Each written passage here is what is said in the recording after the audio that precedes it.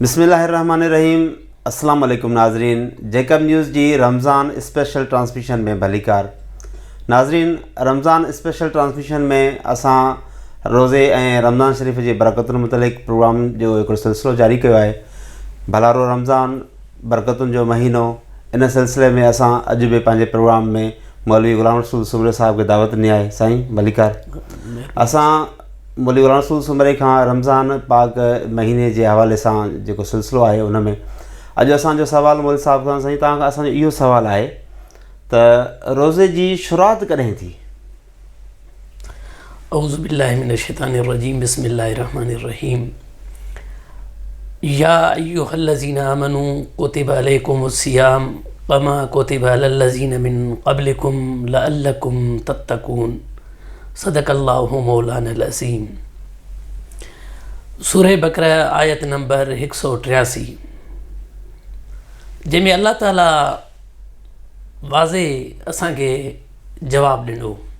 छो त क़ुरान पाक हिकु उहो किताबु आहे, वला रतबी वला याबिसिन इल्ला फ़ी किताब मुबीन। न का आली शइ आहे, न का सुकी शइ आहे, हर शइ क़ुरान में मौजूदु आहे। मसइलो असांजे ॻोल्हण जो हूंदो आहे। अल्लाह ताला याने फरमायो, ए ईमान वारो, तव्हांजे मथां रोज़ा लिखिया विया जीअं तव्हां खां अॻियनि ते लिखिया विया। यकीनन तव्हां परहेज़गार थींदव, मुतक़ी थींदव। हे लफ़्ज़ी तर्जुमो। हाणे रोज़नि जी शुरूआति इंसान सां ताल्लुक़ रखे थी पई। सभ खां पहिरियों इंसान हिन ज़मीन ते असांजे क़ुरान पाक मुताबिक़ सैयदना आदम अलैहिस्सलाम। जॾहिं तख़लीक़ आदम थी, अल्लाह ताला उनखे जन्नत में रहायो पंहिंजी ज़ोजा मोहतरमा सां, बीबी हवा सां। उन्हनि जे लाइ जन्नत आम हुई, वला तक़रबा हाज़िहि शजर फ़तकूना मिनज़ ज़ालिमीन।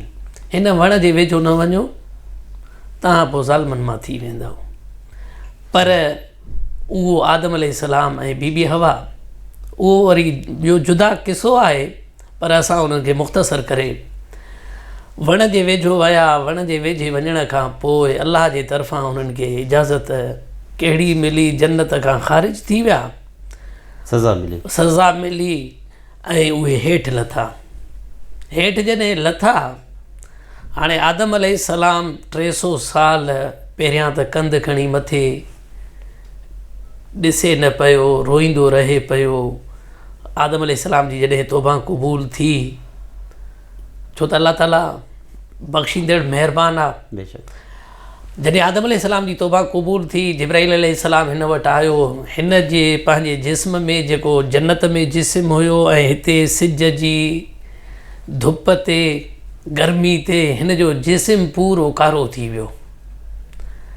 ऐं इंसान में इहा रही आहे ख़ूबी त पंहिंजे असल शक्ल खे वापसि थियण जे लाइ कोशिशि कंदो रहंदो आहे त मुंहिंजो हुस्न, मुंहिंजो जलवो, मुंहिंजी सूंहं उहा वापसि अची वञे।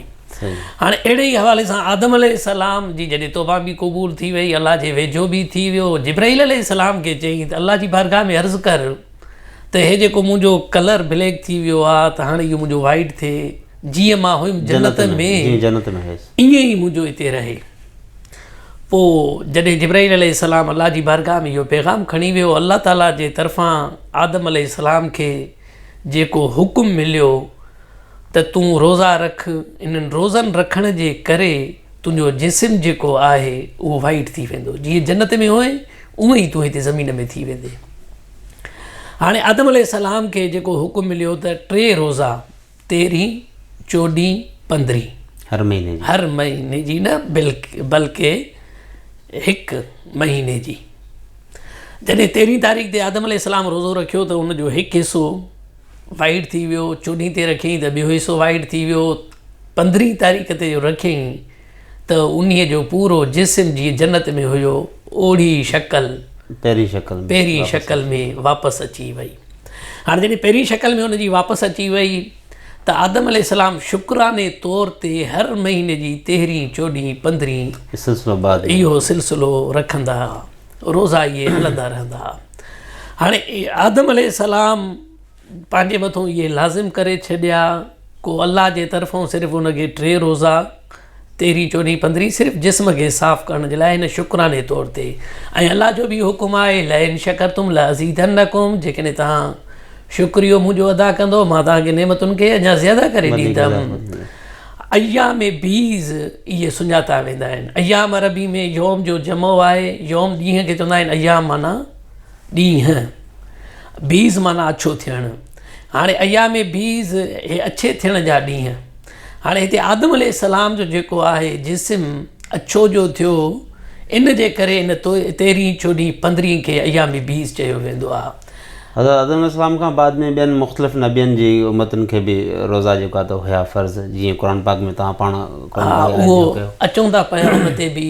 त तव्हां जेको सुवालु कयो त उन सुवाल जी तरफ़ मां आयुमि त रोज़े जी शुरूआति कीअं थी। त रोज़े जी शुरूआति इहा नफ़ली नमूने सां आदम अलैहिस्सलाम खां इहा थींदी आई।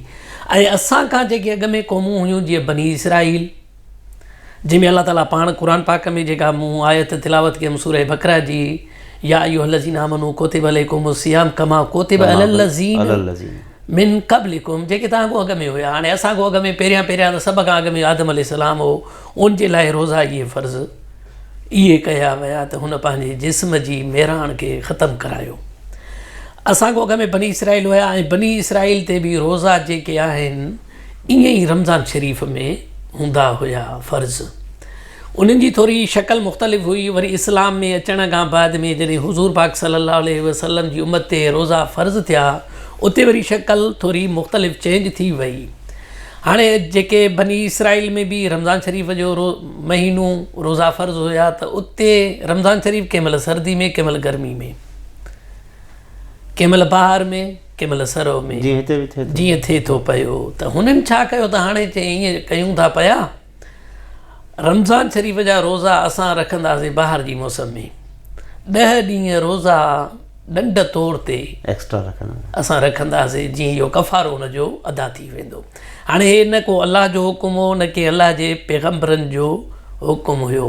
हिते हाणे जेके अमीर हुया बनी इसराईल जा, या उन्हनि जा जेके उलमा हुया, उन्हनि वेही करे पंहिंजी उम्मत, पंहिंजी क़ौम जे मथां इहो फ़ैसिलो थापे छॾियो, पंहिंजी शरीयत हथरादू सिर्फ़ु सहूलियत खे हासिलु करण जे लाइ 40 रोज़ा इन्हनि रखणु शुरू करे ॾिना बहार जी मौसम में।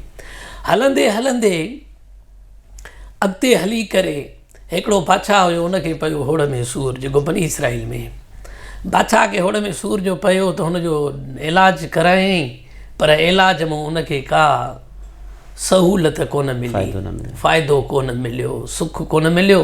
पोइ हुन वरी चयो त हाणे मां छा कंदुमि, जेकॾहिं अलाह मूंखे शफ़ा ॾिनी, मां ऐं मुंहिंजी क़ौम असां 3 रोज़ा वाधारा रखंदासीं, अलाह जेकॾहिं मूंखे शफ़ा ॾिनी। हाणे उन बादशाह खे उहा शफ़ा जो मिली वई, होड़ जो सूर हुनजो वियो ख़तमु थी, त हिन वरी 3 रोज़ा एक्स्ट्रा हिन बि वरी वधाए पंहिंजी क़ौम जे मथां रखाइणु शुरू कया, 43 रोज़ा थी विया। हलंदे हलंदे बादशाह जो वियो विसाल थी, बादशाह जो विसाल थी वियो त ॿियो जेको बादशाह चढ़ियो, त हुन वरी छा कयो, क़ौम जे मथां 3 उनजी सोग में, 3 उनजी पंहिंजी ख़ुशीअ में, वरी हिन रोज़ा वधाया। एतिरे क़दुरु 57 रोज़ा जेके आहिनि उन्हनि जे मथां लाज़िम थी विया क़ौम ते। हाणे बहार जी मौसम हूंदी मुख़्तसर आहे, हाणे तक़वा जी जॻह ते उन्हनि में बीमारी वबा पइजी वई, वबा जो पइजी वई त उहे बीमार थींदा रहिया। अलाह जे हुकुम ते न हुया, हुननि पंहिंजी हथरादू शरीयत ठाहे करे क़ौम जे मथां थपियऊं। हाणे उन्हनि खे तक़वा कोन मिली, उन्हनि खे बीमारियूं मिली वियूं। पर अलाह ताला असांखे हाणे इहो फरमायो त मुंहिंजे रोज़े रखाइण जो मक़सदु छा आहे, तव्हांखे तक़वा मिले। हे हुयो रोज़े जो मुख़्तसर तारुफ़ त अॻी क़ौमनि ते कहिड़ा रोज़ा हुया, ऐं उहो रमज़ान शरीफ़ ई हुयो, ऐं पहिरियां रोज़े जी जेका शुरूआति हुई उहा आदम अलैहिस्सलाम खां। ठीकु साईं, इहा असांखे तमामु मुफ़ीद मालूमात मिली। हाणे जेकॾहिं तव्हां इहो सिलसिलो ई ॿुधाइणु शुरू कयो आहे त इस्लाम जे अचणु, हुज़ूर पाक अलैहिस्सलाम जॾहिं नुबूअत जो ऐलान थियो, त उन दौरान घणे अरसे खां असांजे मथां रोज़ा मुस्लमान मथां फ़र्ज़ थिया, इन जी हिस्ट्री थोरी ॿुधायो। हुज़ूर पाक सल्लल्लाहु अलैहि वसल्लम जॾहिं ऐलान नबूअत कयो, ऐलान नबूअत थियो आहे मके पाक वारी ज़िंदगी में, ऐं रोज़े जेके फ़र्ज़ियत आहे उहा मदीने पाक वारी ज़िंदगी में सन 2 हिजरी में रोज़ा फ़र्ज़ थिया आहिनि। अच्छा, हाणे रोज़ा असां वटि जेको आहे त हर मौसम आहे, कॾहिं सर्दियुनि में कॾहिं गर्मियुनि में। हींअर गर्मियुनि में रोज़ा आहिनि त कुझु माण्हू जवाब पेश कंदा आहिनि, कुझु उज़र पेश कंदा आहिनि त रोज़े में बीमारियुनि जा हुन जा, त उन हवाले सां कहिड़ियूं जेके असांखे इस्लाम जे तरफ़ां हिदायतूं आहिनि, हिकिड़ियूं डायरेक्शन्स कहिड़ियूं आहिनि असांजे लाइ? रोज़े में जेकॾहिं बीमारी अहिड़ी उनखे मोहलिक लॻल आहे, जंहिंखे उनखे मेडिकल जे हवाले सां डॉक्टर उनखे चवनि था पिया त तूं रोज़ो न रख, त उहो जुदा शइ आहे। बाक़ी पंहिंजो पाण तय नथो करे सघे, पोइ उनजे हवाले सां उहो सर्दी में रखी सघे थो पियो त ठीकु। जेकॾहिं शेख फ़ानी आहे, सफ़ा नथो रखी सघे, पोइ क़ुर पाक में उनजो बि आहे, उनजी जेका आहे सदको ॾींदो, यानी रोज़ो हर हाल में रोज़ो रखणो आहे, हर हाल में फ़र्ज़ु आहे। जेकॾहिं वैन कुंतुम मर्दा औ अला सफ़रिन फ़इदतुम मिन अय्यामिन उख़र, जेकॾहिं तव्हां मरीज़ आहियो या मुसाफ़िर आहियो त उनजा ॿिया ॾींहं आहिनि।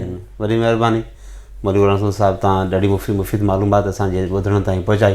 नाज़रीन, रोज़े जी हिकिड़ी इर्तिकाई सिलसिलो कॾहिं रोज़ो शुरू थियो, कहिड़े वक़्तनि में ऐं कहिड़नि कहिड़नि तरीक़े सां मुख़्तलिफ़ उम्मतनि रोज़ा पे रखिया, ऐं असांजे प्यारे पैगम्बर सल्लल्लाहु अलैहि वसल्लम जन जे उम्मती हुजण जे नाते असांजे मथां रमज़ान पाक जा 30 रोज़ा फ़र्ज़ आहिनि ऐं उहे असांखे हर हाल में रखणा आहिनि।